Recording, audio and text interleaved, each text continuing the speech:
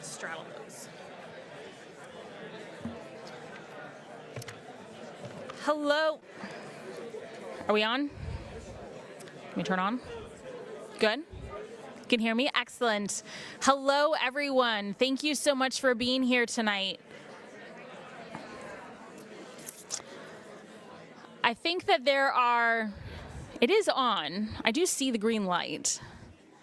Although admittedly technology is not my strength. I think there are a few stragglers still out in the lobby, so I will speak loudly and encourage them to come in and get their seats. It is a thrill to have you all here. Thank you so much for participating in tonight's event. For those of you I don't know, my name is Lindsay Chervinsky. I'm the Executive Director of the George Washington Presidential Library here at Mount Vernon. Thank you, guys. Not necessary, but thank you. So one of the things I find most interesting about George Washington, who of course loved Mount Vernon more than anything really in his life and always wanted to be here, was despite his pride in his home and his love in his home, when politics started to get particularly nasty in the 1790s, and yes, indeed, politics was particularly nasty in the 1790s, and there was questions about sectional division, he threatened that if the sections broke up, he would go with the Union and not with Virginia. And that was because the Union was his life's project and the thing that he had sacrificed and served for so many years.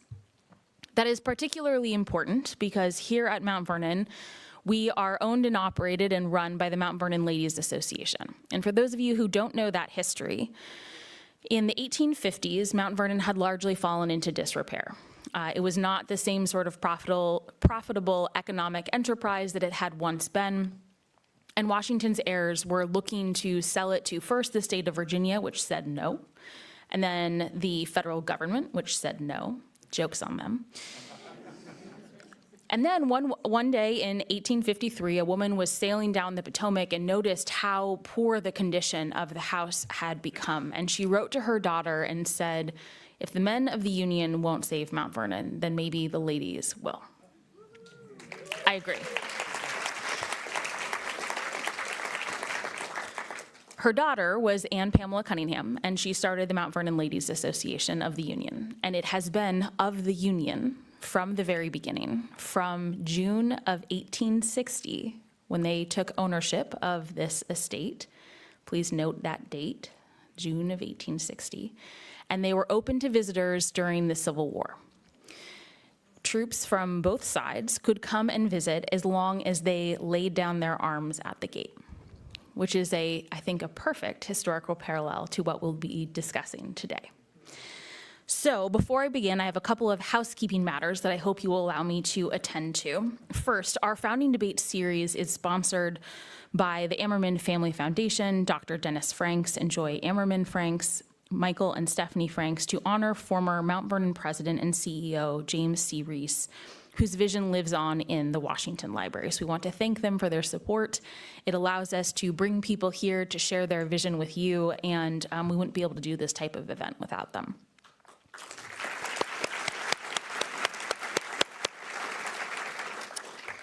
For tonight's event, you will see a QR code on the screen. We use this system to include all of you in the discussion, and in the theme of conversation is going to be one that comes up again and again tonight, and so we want to start that and model that from the very beginning. If you take out your phone and you open the camera app and you hold it up, it will automatically take you to a website where it will allow you to enter in your questions however and whenever you wish to do over the course of the evening. So I will at some point turn our conversation to the audience, and I will be able to see on my fancy iPad all of your questions. So please feel free to enter those throughout the course of the discussion, and then I will try and get to as many of those as I can. Do we have any first-time visitors to Mount Vernon here? So good to see so many hands. I love that. If you are thinking about planning your second visit, I have some suggestions. On September 30th, we will be hosting a Ford Evening Book Talk. Those are our free book series. It is in celebration of Constitution Day, albeit a little bit late. The program is full for in-person seating, but we are going to be streaming it live online. And we have an amazing conversation featuring Congressman Jamie Raskin, esteemed former Judge Michael Ludig, Kimberly Whaley, and myself. Robert Costa from CBS will be moderating that conversation. And we'll be talking about the history of the Constitution, where it is today, as well as featuring an incredibly rare ratified copy of the Constitution, which has been generously loaned to us for the next several years. So we are very excited to be able to share that with the public. On October 6th, we will host a lunch at the library with Kate Hebert, who will discuss the remarkable quilt collection at the American Museum and Gardens in Bath, England. And our next book talk is on October 22nd with Kate Hallman on her new book, The Mother of Washington in 19th Century America. Now, before I turn to our panelists, there's one other bit of participatory encouragement I want to provide to you all. We are very excited to be joined by a really wonderful artist who is working on a Peace of Mind project. You may have seen it as you came in. And the idea is to think about all of the little ways that we bridge divides in our daily lives. So we really encourage all of you to stop by the stand on your way out. It will be very hard to miss because there's large camera equipment. This project is encouraging people to think about when you have bridged a divide, and they're going to ask you to write out a little response, and then you will have your photograph taken. You will receive a digital copy of this. You do not have to have your words perfectly formed. They can help you form them, or if you're ready to go, you can just write them down. You are welcome to interpret that question however you wish. This is a piece of public art, and if the public does not show up, then it's no longer public art. The final presentation and the final product of all of these pieces pulled together will be shown on Friday morning as part of the Bridging Divide Summit, which is going to be taking place at the George Washington Presidential Library over the next couple of days. So we really encourage you to participate in that project, to share your thoughts and your insights. I think the humanity of our day-to-day interactions is what they're really trying to capture. Okay, now for our panel. So I'm so delighted to be joined by four just wonderful speakers. I'm going to introduce all four of them to you, and then they will come up to the stage and join me. First, Sam Feist is the CEO of C-SPAN. Prior to joining C-SPAN, he served as CNN's Washington bureau chief and senior vice president. He is the founding executive director of the Situation Room, which was CNN's daily newscast, and has produced interviews with world leaders like Barack Obama, Donald Trump, George W. Bush, Bill Clinton, and more. For that coverage and other stories, he is the recipient of 5 Emmy Awards and a Peabody Award, and received his BA from Vanderbilt and his law degree from Georgetown. Liz Joyner is the founder and president of The Village Square, a nonprofit dedicated to building civic trust between people who don't think or look alike in American hometowns. She has a master's degree in clinical social work, specializing in family systems theory, and she's used that for the Village Square's unique work. She was named by USA Today as an extraordinary American who's making our nation a better place, and is a member of Heterodox Academy's board of directors. John Wood Jr. is a former nominee for Congress, former vice chairman of the Republican Party of Los Angeles County, an opinion columnist with USA Today, radio host, and national ambassador at Braver Angels, America's largest grassroots cross-partisan organization dedicated to political depolarization. He's a nationally noted speaker and thought leader on the nonviolent philosophy of Dr. King, and has written for many major publications, including the Wall Street Journal and the Washington Examiner. And he's also a musician, which he does, it sounds like, in so much spare time. David McCullough III is a I'm sure that name may ring a few bells. David McCullough III is a co-founder and CEO of the American Exchange Project. To connect our divided country, the American Exchange Project sends high school seniors on a free week-long trip to a hometown very different than their own. He was inspired to do so by a trip he took in 2016 where he drove across the country and spent time in so many different towns that really brought a lot to the American experience. His work with the American Exchange Project has been featured in over 100 media outlets, including CBS Sunday Morning, Fox and Friends, the BBC, Boston Globe, and Good Morning America. He has a BA in American Studies from Yale and an MPhil in Economic and Social History from the University of Cambridge. Please join me in welcoming our panelists to the stage.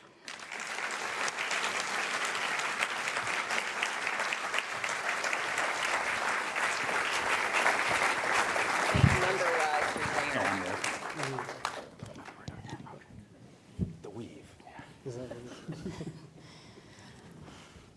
Okay, well, I gave extremely brief introductions to all of your extraordinary work, but maybe let's flesh out a few more details here. So can you give our audience sort of the elevator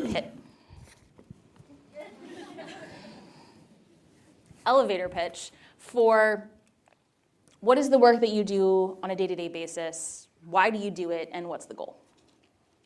Hi, everybody. I'm Sam Feist. I'm the C-SPAN guy. I'm the new CEO of C-SPAN. I've been there for about a year. As Lindsay mentioned, I spent most of my career at CNN as a producer of political programs and election nights. And so now I've left the world of cable news, which is a complicated place at any time, but really complicated in 2025. And I've gone to C-SPAN, which is, turns out, the most non-ideological in terms of our audience network on television, and it's been refreshing and fascinating and fun, and I feel like I've moved from a raucous, complicated place to a really mission-driven place that we'll talk about a little bit later, because C-SPAN couldn't be more different than so many of the news and television networks on television. Thank you, Lindsay. And first off, thank you to Mount Vernon and the Mount Vernon Ladies Association for having us tonight. I do think Carissa Raskin and the Listen First Project deserves a round of applause for pulling all of this off. Really, to see a room this full for a night like the night we're having and for a subject like the one we're talking about is tremendously encouraging. I should also apologize to anyone who saw the agenda tonight and thought I would be a little bit older. I'm the third installment of the David McCullough trilogy, and my wife and I don't have any yet, so I might be the final movie, we'll see. You really said it best. I run an organization called the American Exchange Project. It began 6 years ago when I was plucked as the kid to do the free legwork on a research project designed to find a great big idea that could bring the divided country back together again. And so we thought, why not have study abroad, but rather than going to another country, let's study abroad in an American town that to you might feel like a foreign country. And so over the last 5 summers, we've sent 1,500 students on over 200 exchanges to towns in 40 states all over the United States. And it's exposed a lot, but one thing that I will add is that I think one thing that we are missing in this country right now, and we're missing an awful lot, is a coming-of-age ritual, a unified rite of passage that our young people can take part in as a shared experience. And I'm sure we'll talk about shared experiences a heck of a lot tonight. Thank you. And it's going really well, amazingly well. So I'm the founder and president of the Village Square. We've been for 20 years gathering people who don't look or think alike to build trust in our hometown.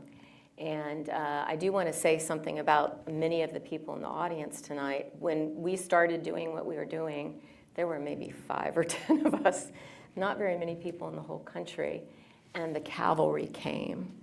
They're now, Carissa and Pierce, how many organizations in this space? Over 500. Over 500, heroes all. And you know, as I look towards, not at, but towards retirement and the work that we do, I feel like the country is just full of wonderful citizens rolling up their sleeves, you know, stopping their lives and doing this work. We host big, huge gatherings in Tallahassee, many, many, many a year. And one of the things we've learned is that it's just way easier to help people see the humanity in each other than you think it is. You just have to start gathering, and we're not gathering. Indeed. Well, first of all, let me just thank all of you for being here, because it really is a testament to the importance of the moment that we find ourselves in. And let me also just say on a lighter note that I think it's pretty cool to be the third installment. I'm a junior, and I was tempted to go for John Wood the third, but my wife said that 2 was enough. And so you're doing all right being number 3. And yeah, so as was mentioned, I'm National Ambassador of Braver Angels, America's largest grassroots cross-partisan organization dedicated to depolarization. I've always tended to like to deepen that by saying that what we are really about is reviving the communal fabric of American democracy, a fabric spun forth from courageous citizenship. And by that I simply mean that American democracy does not hold together except upon the firm foundation of our relationships, and yet relationships are delicate. So all across the country, Braver Angels, a membership organization of about 15,000 or so individuals, about 100 or more actually, cross-partisan local alliances dotting the geography of the United States, work on college campuses, every level of government, federal, state, and local, digital content creation, media work in ministries and corporation, and elsewhere. Across all of these spheres of American life, we equip people with the tools, the methods, the norms, the relationships, and the shifts of attitude necessary to engender, to revive a culture of goodwill in our communities and in our institutions.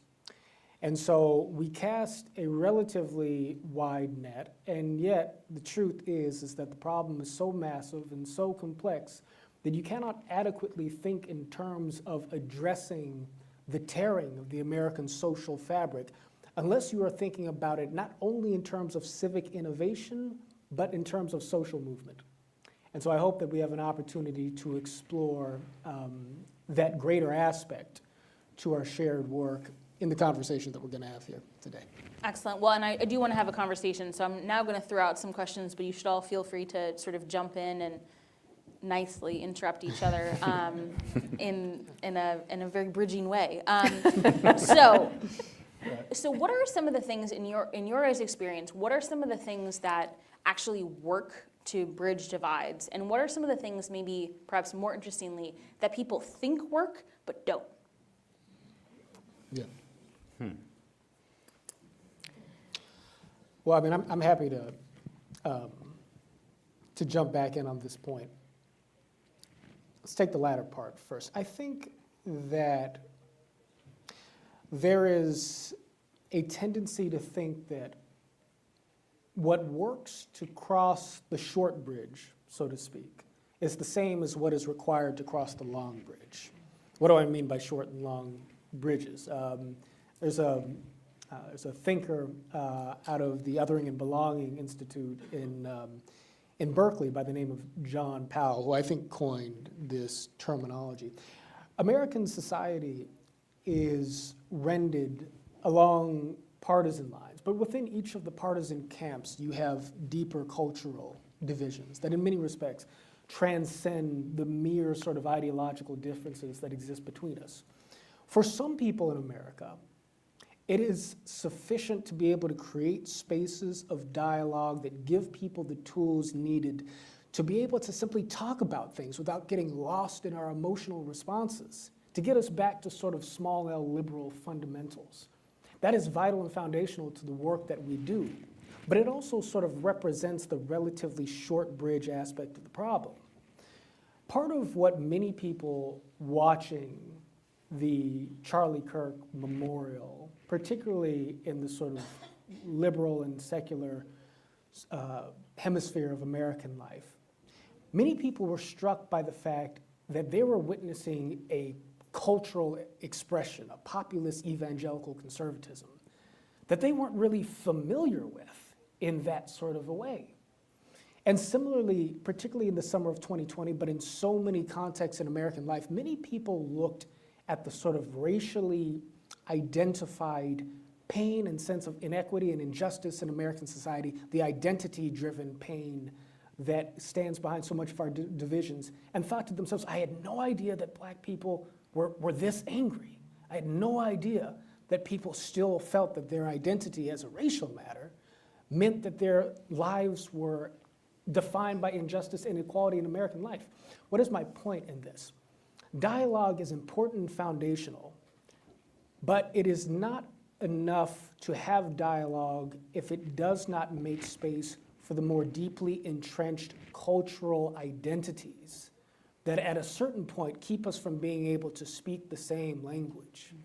We need to be able to deeply engage people in their religious, in their evangelical and culturally conservative identities. We need to be able to engage people in a way that honors their racial and ethnic sense of themselves while still bringing people together into a dialectic rooted in trust and goodwill that can allow us to transcend these subgroup identities, but not to try and marginalize or ignore them.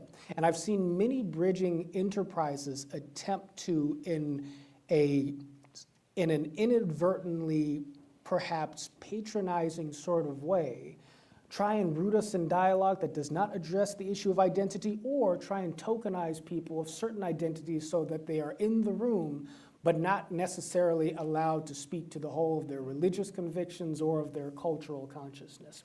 And until we're able to evolve to the point to where we can conceptualize our work in a way that meets these identity, that speaks to these identity-based convictions in American life, we may succeed in strengthening sort of the more moderate center of American politics, and that is important, but we won't be able to reach the wings. And if we can't reach the wings, then that means that the polarizing forces that pull the rest of the body politic apart will continue to be exploited by those who wish to weaponize that anger and that pain. So hopefully that serves as an answer to your question. No, that's how it. Well, it's I think a really good explanation for why certain things don't work. So if the bridging the short bridges is a good first step but not sufficient, what are some of the ways that we travel the long bridges? Go for it. So our experience is you do it where you live, where there's relationships that you're grounding a relationship that can take hold and be a part of the community as it is.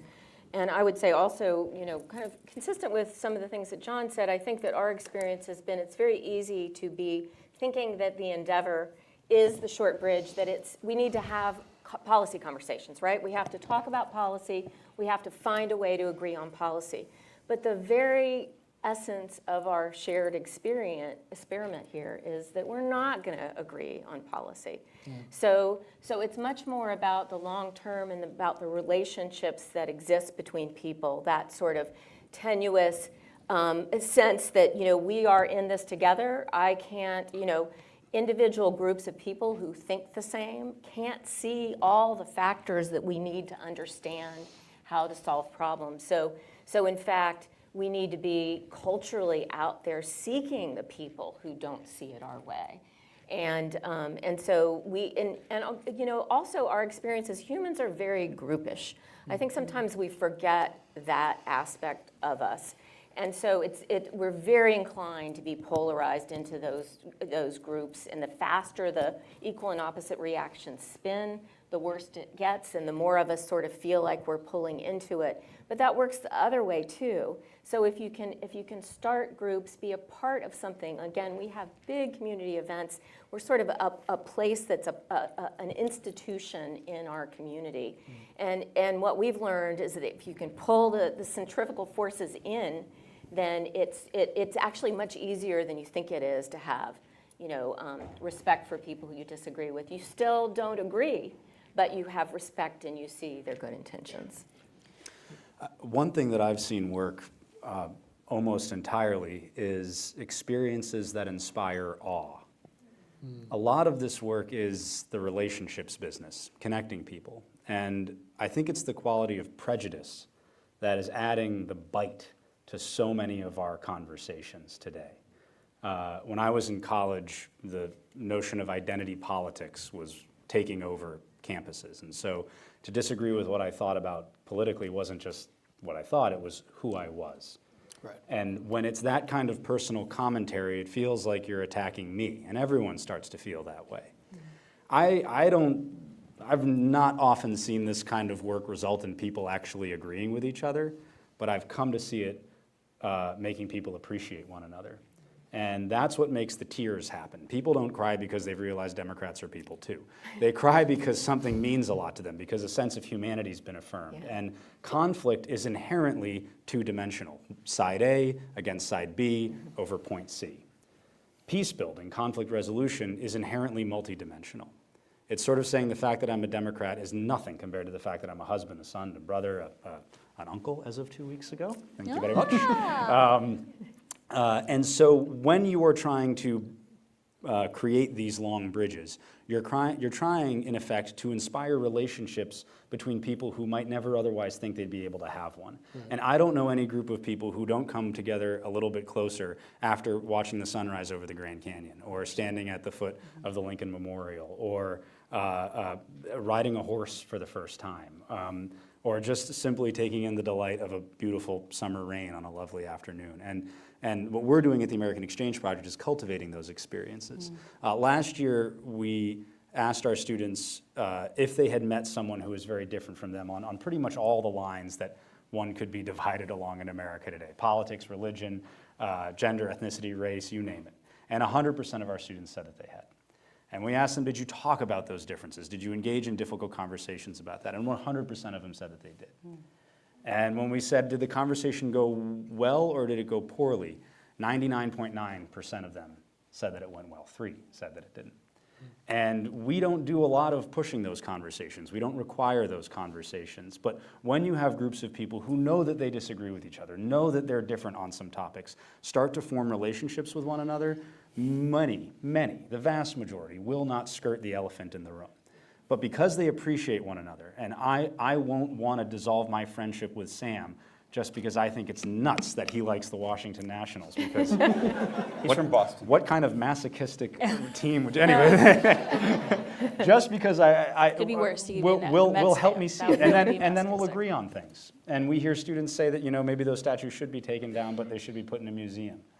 Maybe you want guns, I don't want guns, but does everybody need a gun that can carry 16 bullets? I don't think so. And so we start to find those common areas, but it's relationships first, and relationships work when you cultivate experiences that connect people to one another. So I think this is the moment when, in the presence of all of my new friends here in this room, I acknowledge that I may have been part of the problem at a point in my career. So Lindsay did not mention one of the programs that I worked on off and on for 20 years at CNN, and that program was called Crossfire. And I see many of you nodding. Crossfire was an entertaining program. It was a raucous debate program hosted by someone from the far right and someone from the far left, with guests who were from the left and the right, Democrats and Republicans. And it was a debate program which boiled every issue down to a binary, two binary sides, a binary choice. There was no compromise. There was no common ground. It was usually fun to watch. Sometimes it got nasty.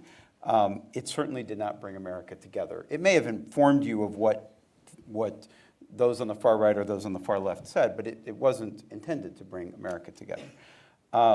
Now I'm at C-SPAN, and perhaps I'm going to pay penance for that, and I'll tell you why. One of the hosts of Crossfire, a wonderful progressive magazine editor later, named Michael Kinsley, after he had left Crossfire, I see some folks nodding, he's a tremendous human being, pulled me aside, or we had lunch, and he said, Sam, one day, Crossfire's great, there's a purpose for it, debate is important in our democracy.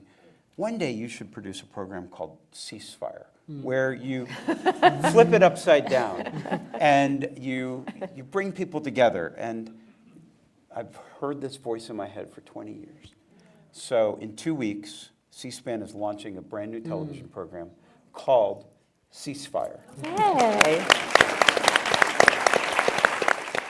And the idea of the program, and it's not going to solve necessarily a short bridge or the long bridge, but it is the beginning of maybe, if nothing else, modeling good behavior for America, we're going to bring on a prominent Democrat and a prominent Republican each week to have a civil conversation, to look for where these two policymakers, legislators can agree, figure out what they agree on. I'm a big believer that we as Americans agree on far more than we disagree. You just never see that on television or in the media.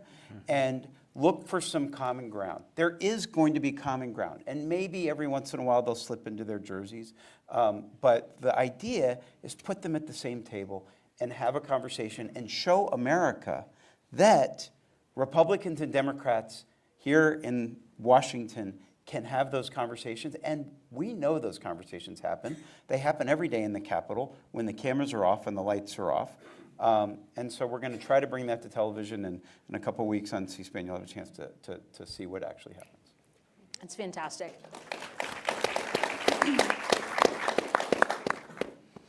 So Liz and David, one of the things that the themes that I heard you both say was that the idea is not to make people reject tribes, because we are just, animals really at heart. And so we have these needs to kind of form groups within ourselves. But really that it's to encourage them to find sort of groups or tribes in other ways, to build trust in other ways, to form communities that are more locally based rather than what letter you have next to your name or what color you associate with. And I think that's such an important point, because it's not asking people to deny their humanity or to deny sort of impulses, but rather to find other ways to build those connections. And I'm wondering, if there's examples that you guys have seen of people doing that particularly well in the past, or organizations in the past. We are, of course, an organization here that looks to history. So are there certain examples that you find particularly inspirational of someone who is modeling that behavior? I mean, I'll go with a familiar one because I'm in Alexandria tonight. I'll go right down the road to T.C. Williams High School in the year 1971. We are the Titans, the mighty, mighty Titans. Yeah. 3 of the city's schools merged into one, which effectively desegregated the city's school system. And the football team suddenly took on a different color, quite literally. Mm-hmm. On top of that, 66 boys who had started on both sides of the ball for their teams previously were told that 55 of you, or at least 44 of you, will not be playing starting anymore. Competition ensued. How did they do that? How did they get over that?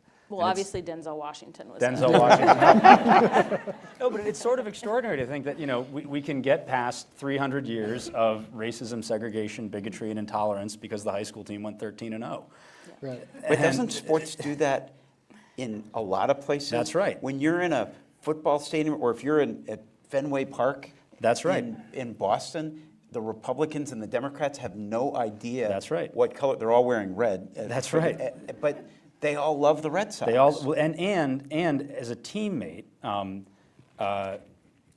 here right now because a combination of not very much talent and a hurt shoulder had me off the Yale baseball team at the beginning of my junior year, which is why I went on that road trip.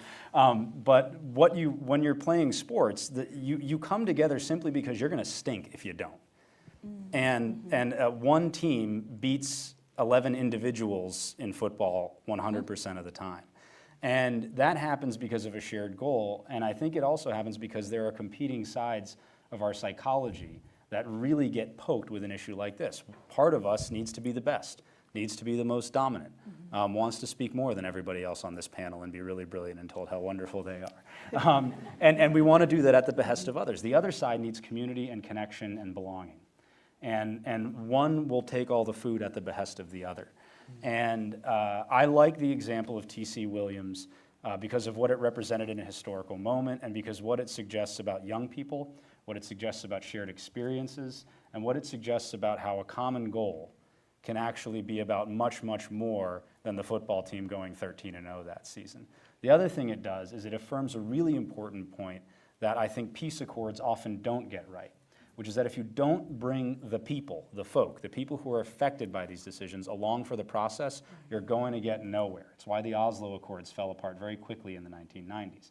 Israelis and Palestinians weren't there yet. Here in Alexandria, they cared about football. It was the biggest thing in the city at the time. Who was going to coach the team, who was going to play for the team. Students thought about leaving their school. You have to bring everybody along for the ride, and you got to give them some say-so in the decision-making process. And that's essential in bridge building work.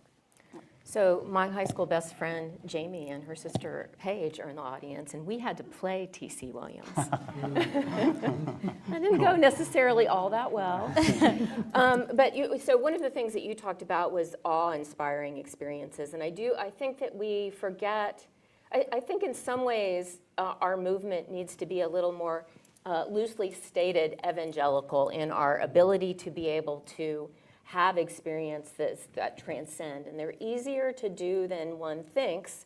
John Haidt is a colleague of ours, and he has a concept called the hive switch, which I won't explain, but just go Google search it. But basically the idea is that humans are capable of exactly what you're describing, that sort of transcendent sense of being a part of something bigger than themselves. And that is really important. If we can feel that across our differences, then it is like John describes it as a button on your head, that humans just move into that mode. And so we're able to have events where we really can, we don't always hit it, where we kind of hit that hive switch moment, where it may not be a sunset, but it's this just amazing thing that happened in a room full of people. And a couple of specific examples that I've had of things that we just kind of left going, whoa, that was great, is we had somebody in town who was sort of a gadfly. Basically, he would go to the city commission, he would just scream at them for 3 minutes. That was his personality. And he would scream at the commissioners. We had a program, and a commissioner and this man came out together, and they said, we just wanted to let you know that we've been sitting and talking through this whole conversation, and we are having lunch. It's transformational if you can sort of bring the best out of people in those sort of moments. And so they were friends for a little while. I don't know if they still are. We had a debate one time on a very controversial abortion amendment in Tallahassee, and we had the head of Planned Parenthood in the region and the ED of Catholic bishops. And the two of them had this wonderful conversation, and then they went to another table while we were talking about the other amendments, and they just kept talking, and it was just a sight to behold. And it's because you create the conditions where you feel this sort of transcendent sense of we're part of something bigger than ourselves, and we're in it together with people who don't see it our way at all. And as much as humans are very groupish, and we're always going to be that way, we also have this superpower, and it's reciprocity. It's reciprocal kindness. And if you are kind in some way to someone, you just watch what that pays forward in the world. They will go to great efforts to be reciprocally kind to you again. We need to have more of that going on between people on opposite sides. Yeah. The elements of transcendence and awe are vital. They're indispensable to what makes a civilization possible. And I think indispensable to the ultimate success of what it is we seek to build here. For anybody who's ever been to a Braver Angels convention, part of what you experience at these annual gatherings we have is not just the prosaic approach to dialogue and debate, although that's very richly represented in what we do, but there's also music, there's also theater, there's also prayer and religious invocations, all generated from within a community that is broadly drawn together from across the ideological and cultural spectrum of American life. And it's not just about entertainment. What those moments of awe when a theater sounds with the voices of rhythm and blues singers or orchestral music, or when the chapel rings with the preacher or the priest's intonations of spiritual blessings. When we are in each other's company in those moments, we feel together. We don't just think together. And when we feel together, and when we feel the sort of nuances of the sensitivities of people who are different from us, but who nevertheless are resonating with an experience in a way that is deep and authentic and profound, we come to discover that in observing things we had never felt from people who are different from us before, we become conscious of things we weren't aware of in ourselves. And therefore, the deeper character of our shared community becomes more evident to us.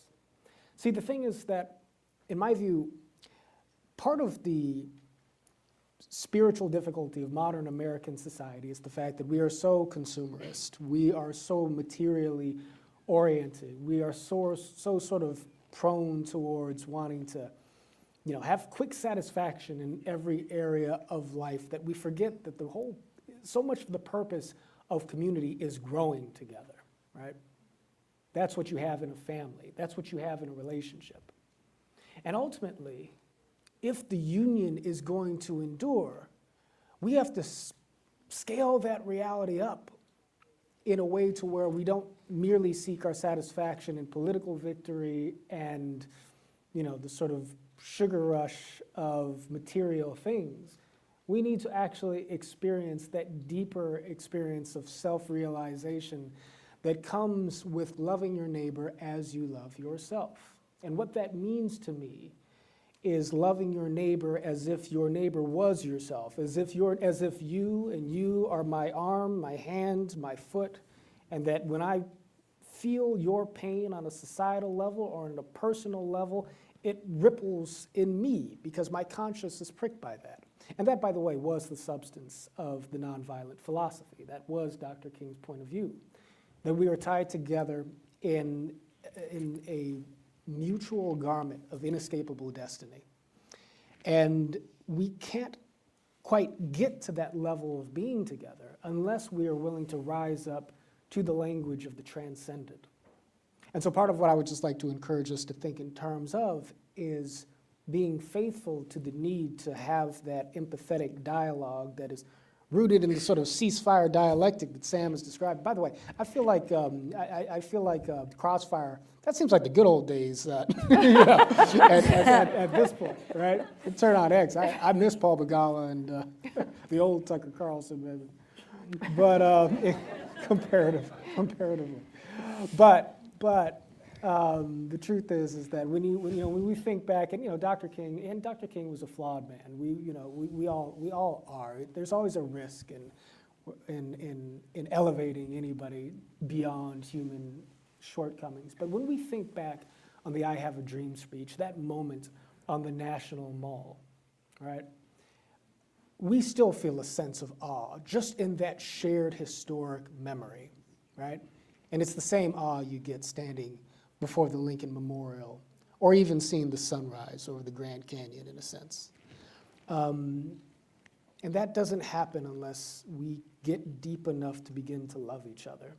And that love is unlocked by a deeper understanding of who we are and how we feel and why. So holy moly, did you guys show up with the questions? Best participation audience ever, which is great. That means that the next couple days will be incredibly productive, and hopefully our public art project will be as well. Before we move on to these, one thing that I would be remiss if I didn't ask about is, Liz, when you go to Village Square's website, there are a lot of call-outs to the founding generation, which obviously we here at Mount Vernon are very supportive of. So why?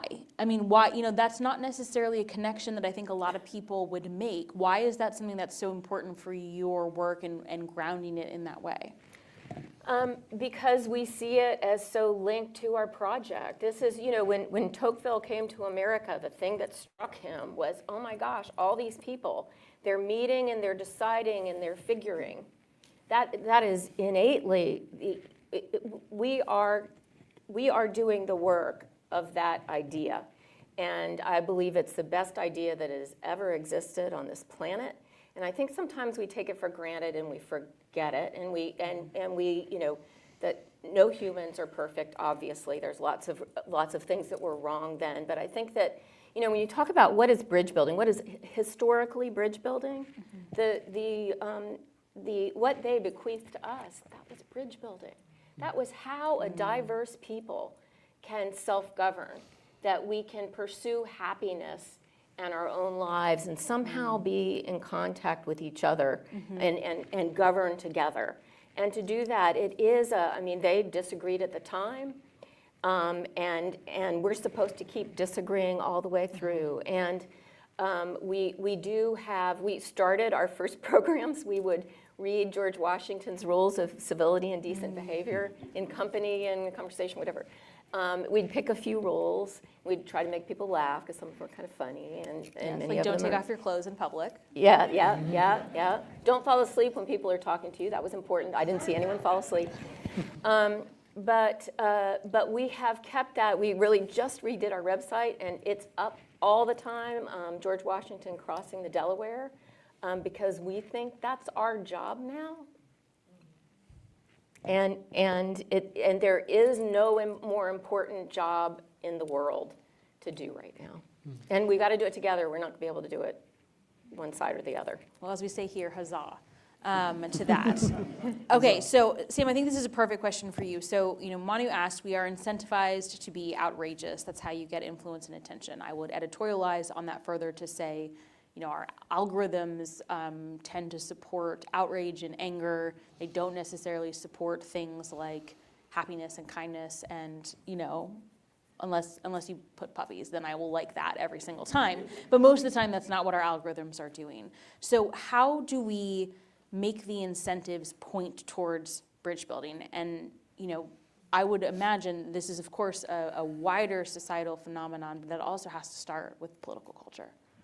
So I talked about ceasefire, and I recognized that at CNN or Fox News or at MSNBC, that program's not, you can't do that program. It's not, they wouldn't produce it. It might not be commercially successful. It certainly wouldn't have been in the past. But here we are in 2025, where we perceive, many of us, that our society is more divided than ever. I actually am not one of those people. I think our society has been more divided in the past, in the medium past and in the distant past. But certainly in the media and in our social media, we have sorted ourselves so completely, it seems, into ecosystems and echo chambers. And so now the idea of a show where television program where you talk to each other is so unique, is so unheard of, that I think it actually will be successful simply because nobody else is doing it. And so when you talk about the incentives, I think that the course of American history swings like a pendulum. We're in a swing right now. Inevitably, something will swing back, and I think that's also true in the media.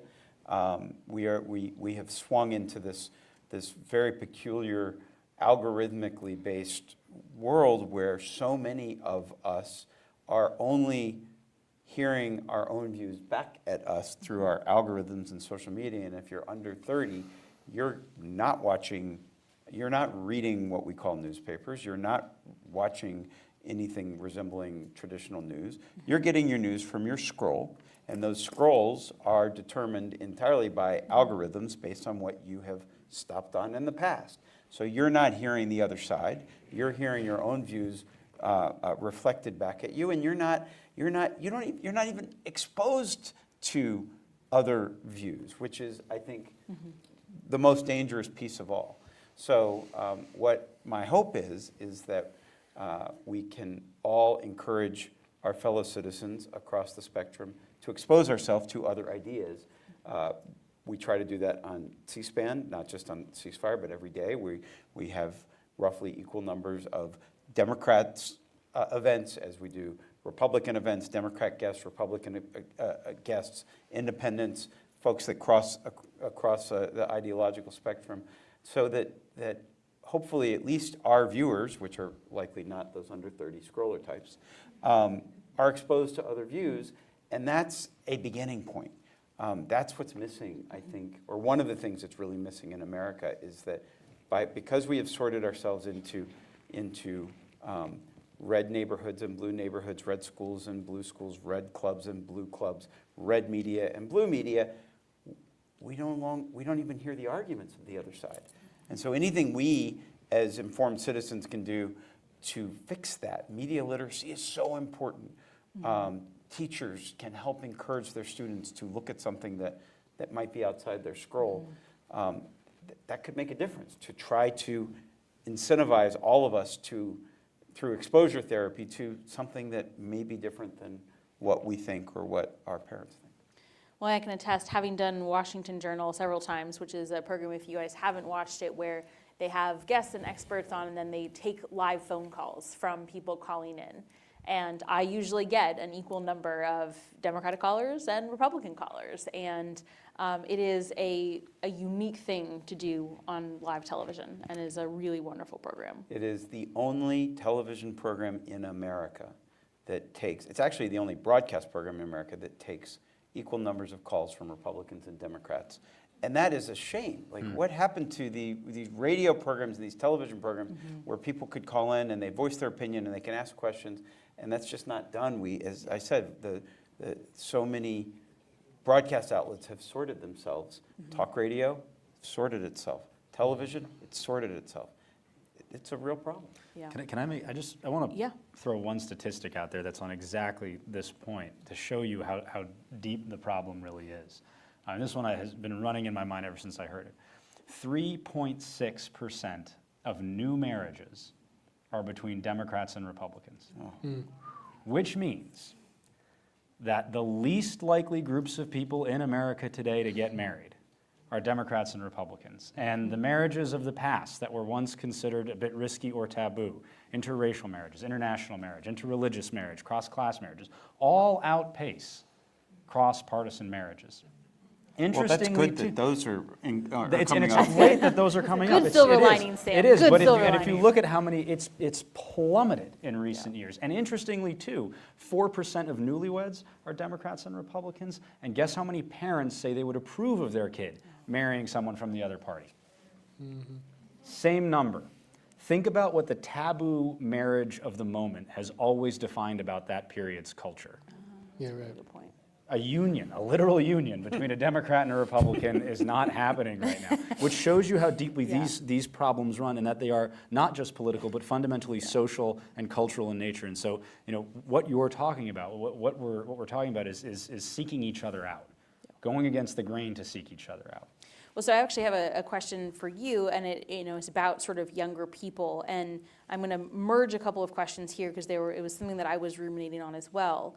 So Ursula Petche, excellent, asked, how can we best inspire young people to move from othering towards togethering? And Christopher Hickey wants to know, do you think there's some version of national service that can contribute to the work you're doing? And what struck me about what's interesting, we've had a number of people. We had General Stanley McChrystal here a little while ago talking about his new book on character, and he's a huge advocate for the importance of national service. That can look really different for a lot of different people. But what all of these things are getting at is trying to get people to see others before they're old. So why is it so important that we try and get to younger people? Because they're malleable. Sorry, it's just easier. And they're also not that political yet. If I asked the average teenager what civics is, they'd probably say it's an affordable Honda. And and it's not their fault.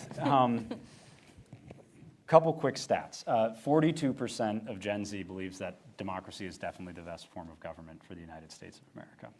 Today, that's been going down. That's for been a long going time. down. What's the alternative? That's right. They don't know. Today's high school seniors were 8 and 9 years old in 2016.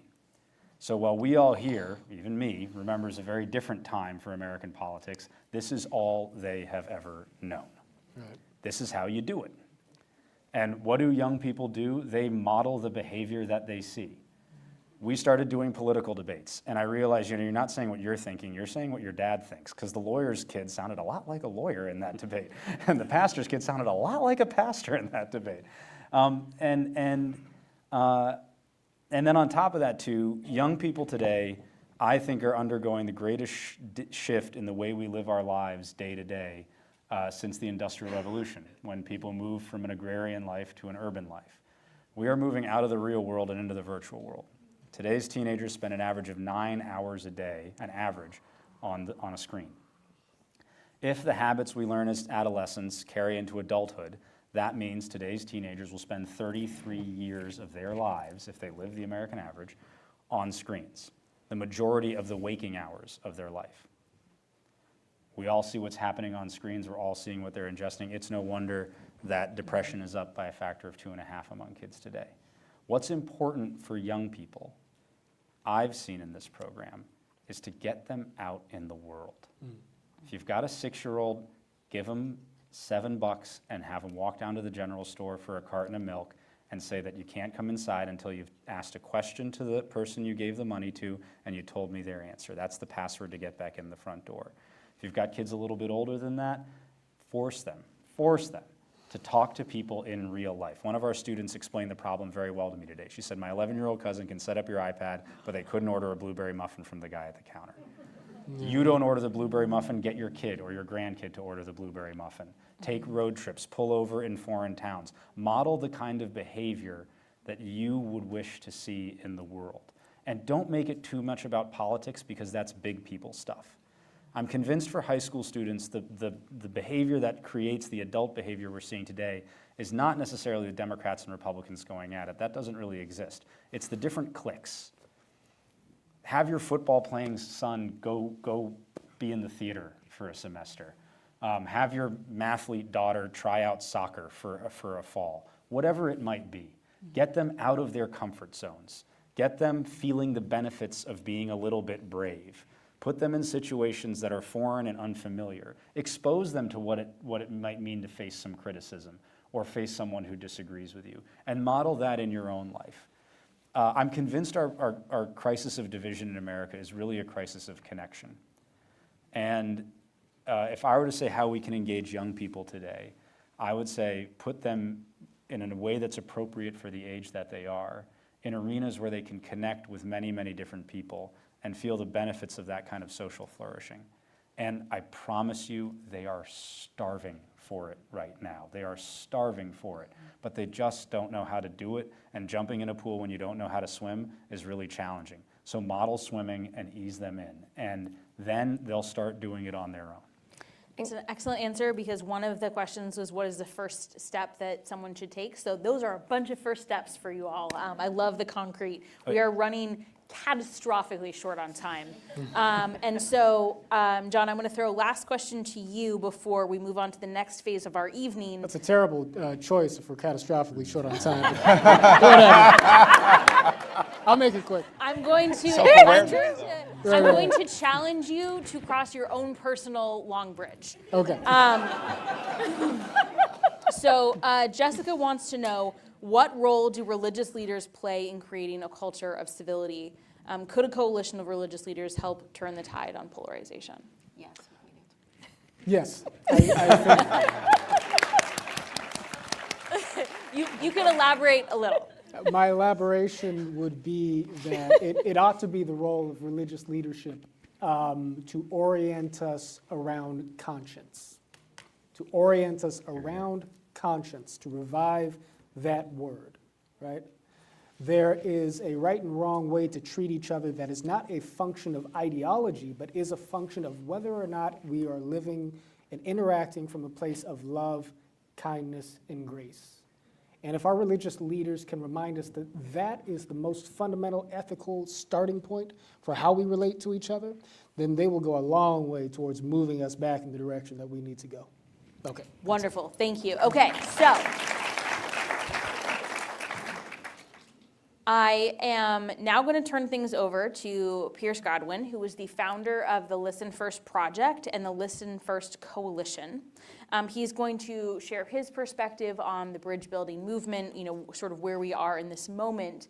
And then he is going to do something very special, which we have not done before, which is to introduce you to the winners of the George Washington Unity Award. So first, please join me in thanking our wonderful panelists.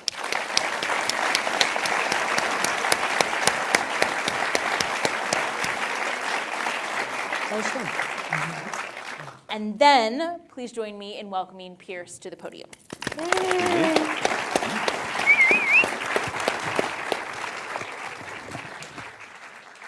Thank you so much, Lindsay. Awesome job, panel. Honored and inspired. These are my heroes that were sitting up here. Thank you, Lindsay, so much for partnering with us on this event and, more importantly, on this mission.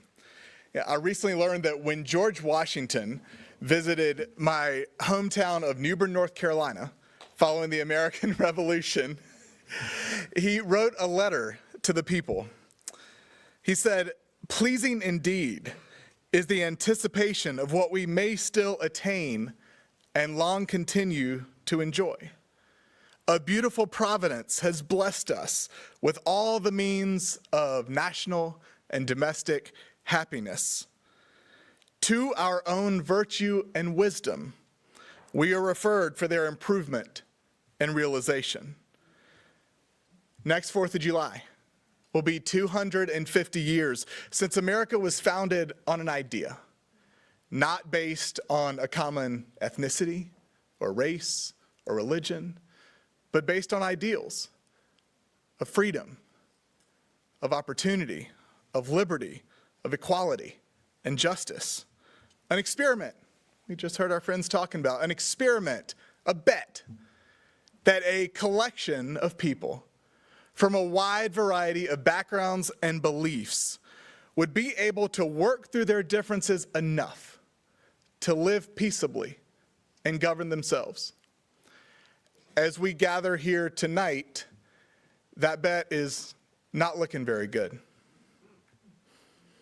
That bet that out of many, we could become one, e pluribus unum. Indeed, many of our fellow Americans have lost hope and given up.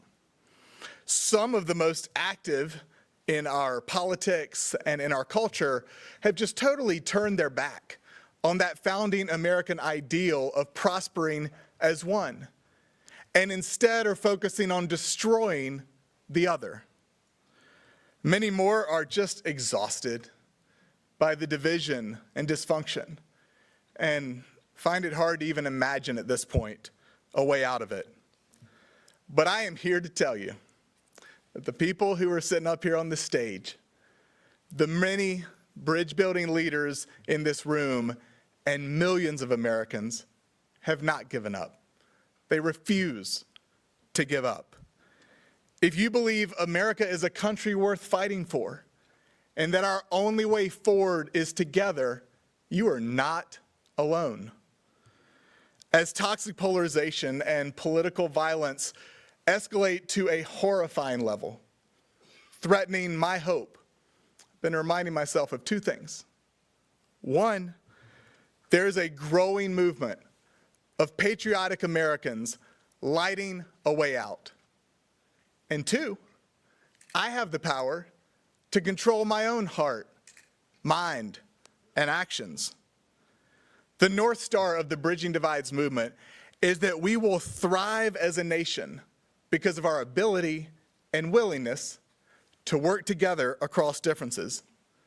Launched by 4 organizations in 2017, there are now more than 500 organizations in the Listen First Coalition, bringing Americans together across divides to build understanding, respect, trust, solutions, and relationships, to turn down the heat and find a way forward together. These organizations are partnering closely, locally, nationally, and on key social sectors to drive greater impact together. And our coalition is only the tip of the iceberg. There is a wellspring of efforts towards unity and peace in communities, places of worship, classrooms, and workplaces all across America. As an outrage industrial complex, actively stirs up our most base instincts and poisonous passions, this movement is inspiring skills and opportunities for a different path.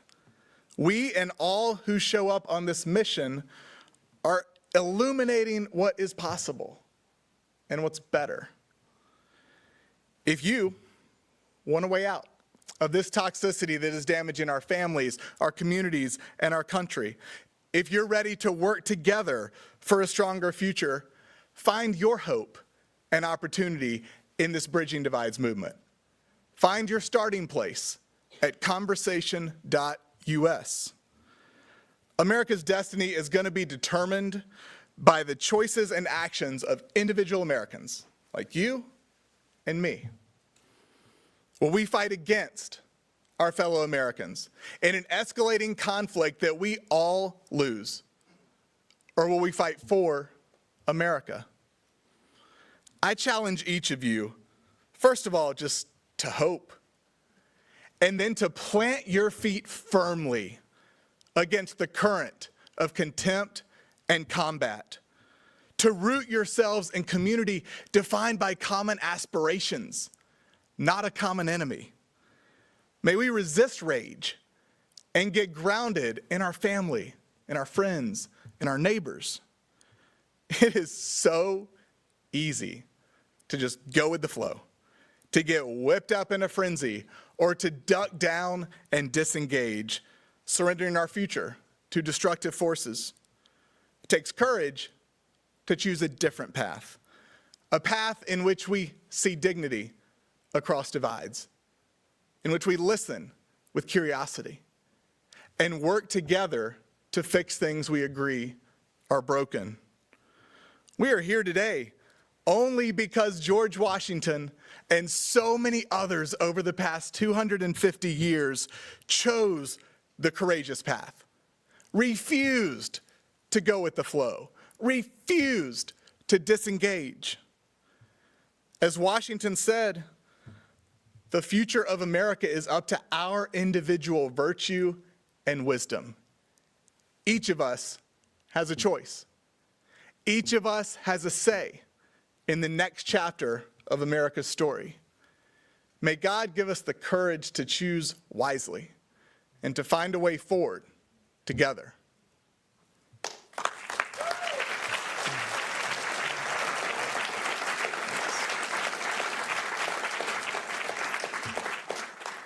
It is now my honor to introduce you to several American heroes who have made their choice, who have chosen community over contempt, and who fill the rest of us with hope and inspiration.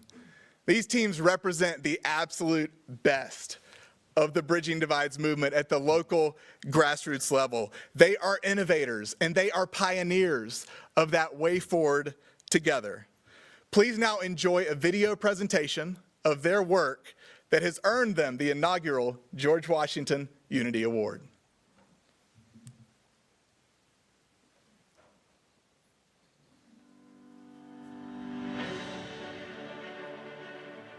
Hi, I'm Nick DeMoro, Instructional Coordinator at Genesee Valley BOCES and Co-Chair of the Civic Coalition. I'm Jimmy Burns. I'm from Monroe One BOCES. I'm Social Studies Instructional Specialist and Co-Chair of the Civic Coalition. My name is Nick Wallenkamp. I'm a social studies teacher at Byron Virgin High School. I teach U.S. history, government, and politics, and I am one of the members of the planning committee of the Civic Coalition. So, the Civic Coalition is a diverse network of educators across New York State and across our region in particular that is committed to bridging political divides in the classroom, because we believe you can do that. We believe the classroom is a space where people can come together and learn skills to talk across political divides. So we have monthly meetings virtually, and we have over 100 members in New York State as part of the coalition. And we hear from a variety of civic educators, civic experts on how to do civic education well, support the New York State Seal of Civic Rightness, which is a great program we have here in New York. And most importantly, we kind of feel is how to bridge divides. So Jimmy, we started this together with just 12 people in the fall of 2024, and now we're over 100 educators. Talk about our process and how we've gotten to the point where it's over 100 educators across New York. Yeah, so what we do is we introduce quality research materials and to educators through expert-led virtual sprint PD sessions.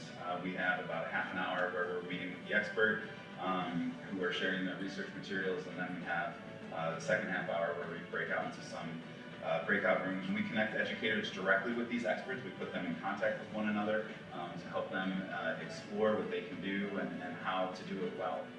So Nick, as one of the teachers as part of the coalition, you're still in the classroom. Jimmy and I kind of serve the facilitation role. What kind of impact has this had in your community and you think with other educators? So one of the things I think we have to remember is students today are leaders of tomorrow. And I will say with certainty that polarization is actually driving our young people away from being interested in politics and being involved. And you know, some of the ideas and strategies that we cover in our coalition, it actually helps promote real dialogue among students, and it helps them understand some of the difficult political concepts that we cover in class. We got some videos from some coalition members from around the region that they want to share what it meant to be in the coalition. I was struck, having participated in the bridging breakout sessions, by how each participant who shared the story of coming to his or her political worldview felt that that was a really meaningful process and felt validated by having shared. And I think having experienced that process themselves, it's going to allow them to unlock similar opportunities for students in the classroom to share their story. Being a part of the City Coalition this year meant a lot to me personally and professionally. It was just a wonderful reset every month to be able to sit down with my colleagues and talk about how we are supporting civic education. So we're recording this video because we're really thrilled that Listen First Project and Mount Vernon has recognized us with the George Washington Unity Award. So we want to say thank you to Listen First and Mount Vernon for this award. It means a lot to us. And we're excited as to how that can move forward into more work.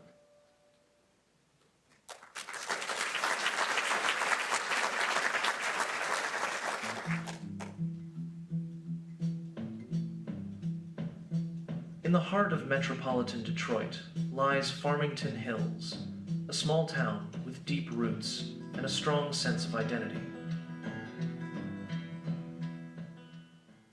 But, like every community, it has its flaws.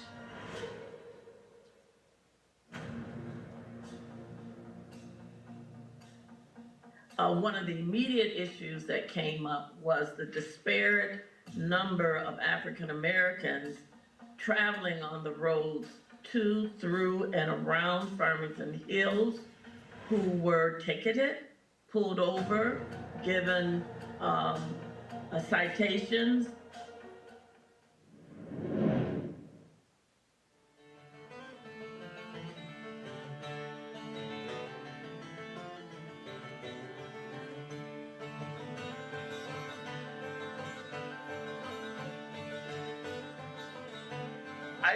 I think the experience of the bridging process gave us the vehicle that drew together disparate characters with a mission they didn't know they had. And in my view, love conquers all. We always hear it. And it was about time that we started practicing it. Felt like, this is great, you know, it's because we really are part of each other's communities. Because it's important to me, it's important to you. And that's the kind of place I want to be. The goal of the program is not to teach people how to have civil conversation. It's to teach people how to build personal relationships, grounded in trust, centered in their personal stories, which reveal the values which are the foundation of trust. We went ahead and we found out that we could talk to each other, that we could go beyond outward appearances, who we are as human beings, cutting down barriers, being able to see and read each other's hearts and our souls, and therefore work together. Here is someone that sees a part of the community I cannot see, that sees the world and history in a way that I cannot see, and it's a great gift to us. 6 of us together can see this community in a way that no other group can do that because we trust each other's perspective. Because people are coming from far and near so that they can hear what Juneteenth is about and realize that no matter what your ethnicity is or your gender, you have a part to play.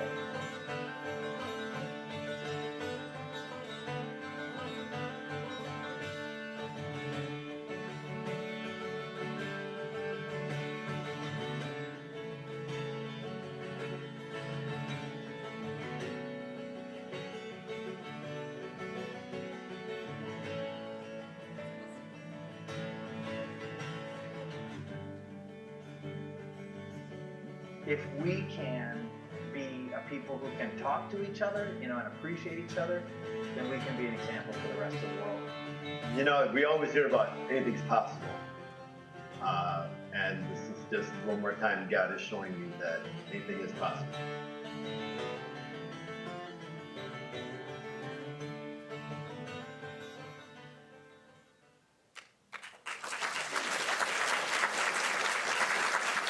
The Needham Resilience Network is bringing leaders in our community together across sectors, across differences, for a stronger, more connected future.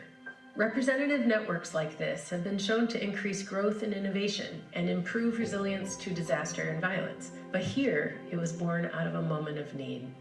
In 2021, Needham was divided, and it faced a 350% uptick in reported hate incidents. Rather than accept this as our new normal, our network reflected on what belonging could look like here. They learned skills for communicating across differences, and they began to collaborate on a local challenge.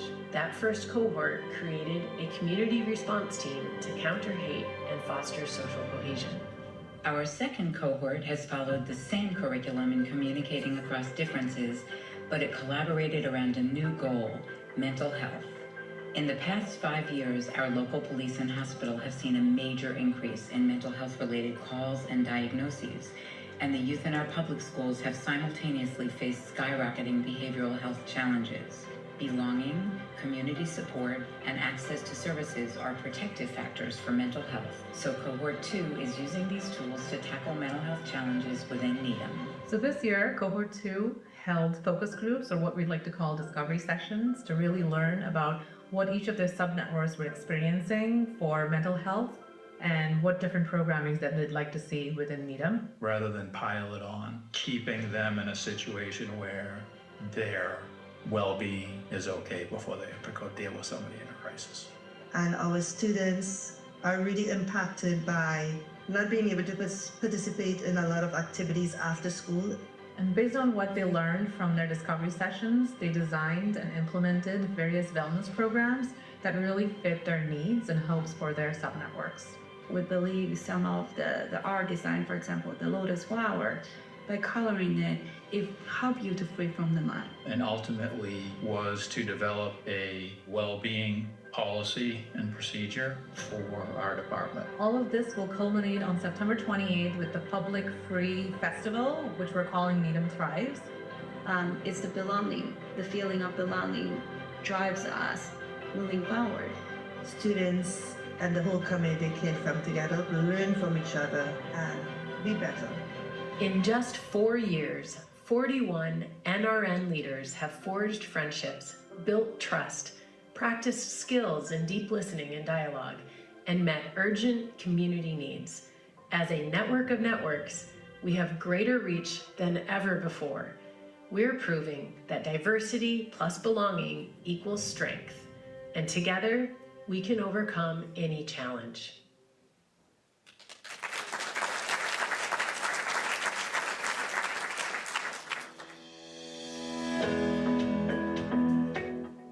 Walworth County Uniters. We come from many different career paths, life experiences, and perspectives. Yet we share the same goal: to make our community in southeastern Wisconsin stronger, safer, and more supported for everyone. Mental health struggles don't discriminate, but unfortunately, access to resources that help address these struggles have been historically limited in our rural area. Without such support, stigmas and lack of understanding around mental health issues have resulted that are driving wedges between neighbors, families, and even community care providers.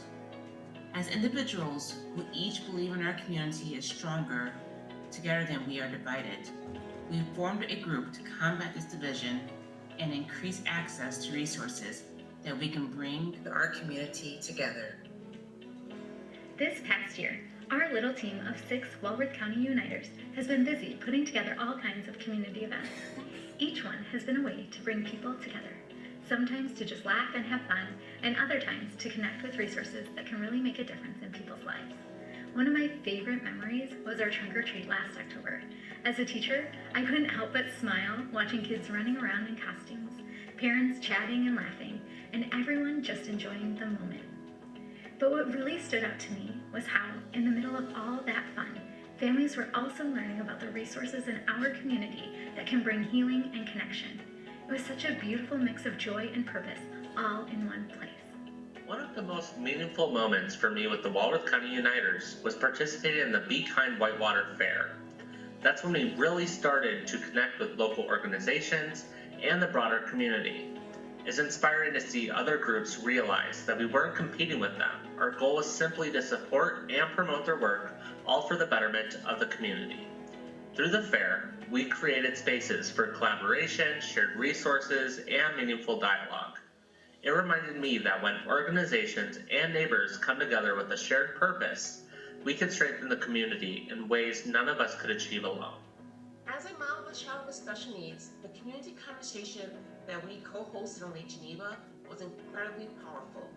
It brought together friends, neighbors, families caring for someone with mental health challenges, and local law enforcement.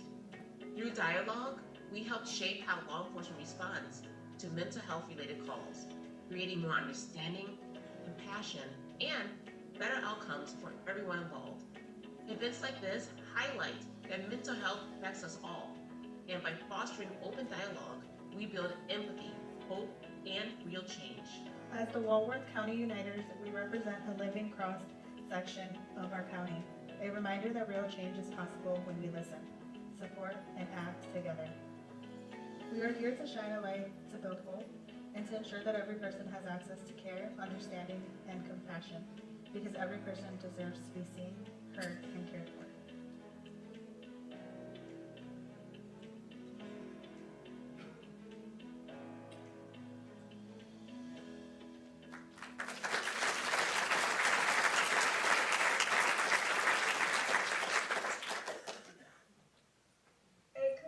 Divided over a blue line in the street. Leaders say it's a symbol meant to support police, but it drew so much criticism, they decided to change it. If you don't like it, you can walk out those doors.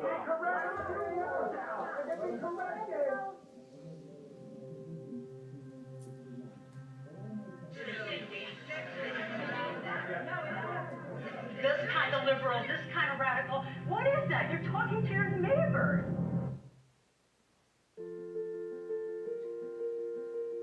I was just raising the question if there were people in our community who could imagine a different future, to model something that would be large enough to affirm all of us. It is so exciting to highlight the work of our team. Here in Warwick, New York, we use 4 approaches to bridging divides in our community.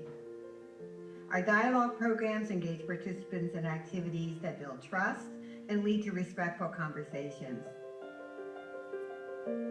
We offer facilitator training, knowing that well-trained facilitators are critical to successful dialogue. We have action teams that identify needs in our community they believe, when addressed, will bring benefits to all residents.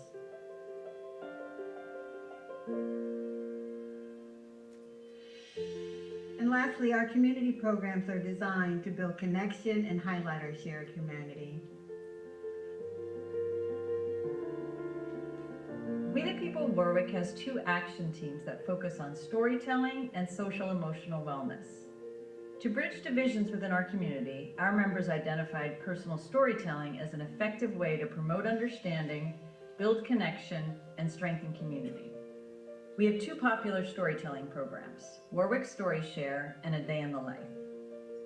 Our social emotional wellness team emphasizes that every community member holds the agency to help shape the kind of community they want to live in. This team's current initiatives are encouraging random acts of kindness and promoting casual neighborhood gatherings. Another major focus of We the People Warwick is positive youth development. We are proactively approaching the youth mental health crisis through programs that highlight self-care and creative expression. Volunteers from the community support this endeavor by sharing their skills and expertise. They offer experiential learning opportunities with the goal of helping youth translate the skills learned into their day-to-day lives.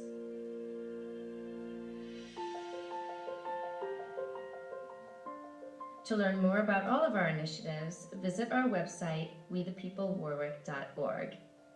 Thank you. Thank you.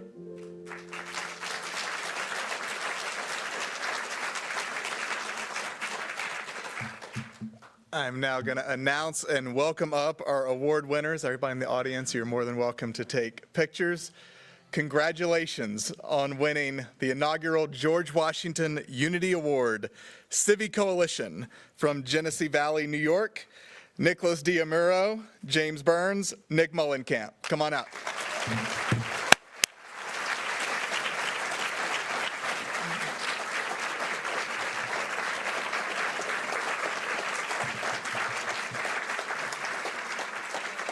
The Farmington Bridge Builders from Farmington, Michigan, Dr. Patricia Coleman Burns, Abazir Rashid, and Greg Greiger.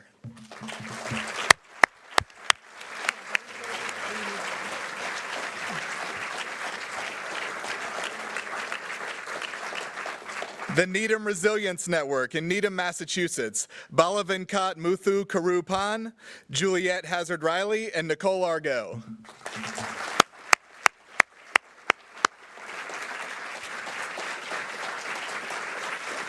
The Walworth County Uniters from Walworth County, Wisconsin, Marianne Zimmerman and Britt Brill.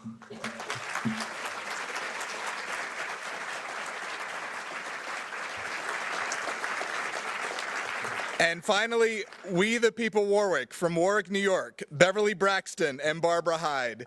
Congratulations.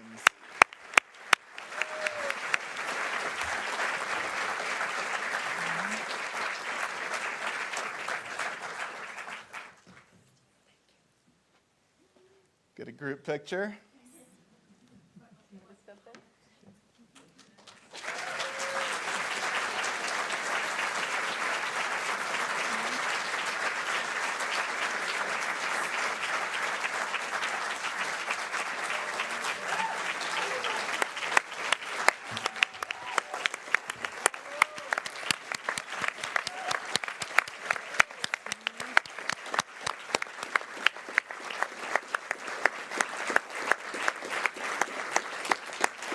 So while you are all applauding them, I can't help but note as just a closing remark, excuse me, that so many of these organizations are privately funded, they are locally funded. Our partners, of course, Listen First, make this possible. Our partners, More Perfect, make this possible. And like many of these organizations, the Mount Vernon Ladies Association is a private organization. We take no state or federal funding.